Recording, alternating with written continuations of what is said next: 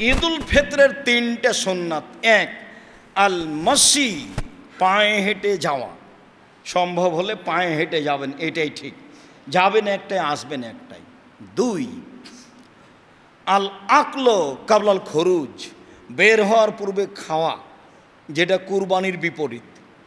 তিন, অল ইগতেসাল, গোসল। গোসল সুন্নাতের অন্তর্ভুক্ত, না পারেন সেটা ভিন্ন কথা। ঈদুল ফিতরের জন্য এই তিনটে, গোসল টোসল করে ভালো পোশাক পরে, ভালো পোশাকের অর্থ এই নয় যে নতুন পোশাক হতে হবে।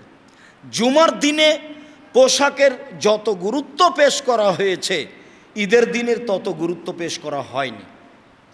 খালি বুখারী মুসলিমে এসেছে, উমর রাদিয়াল্লাহু তাআলা আনহু একটা কাপড় নিয়ে এসে আল্লাহ রাসূলকে বললেন, আপনি যদি এটা কিনতেন তাহলে আপনি আগন্তুকের সাথে এইটা পরে সাক্ষাৎ করতেন, আর ঈদের যাওয়ার সময় এইটা পরতেন। এইটা বললেন, এটা এইভাবে বললেন।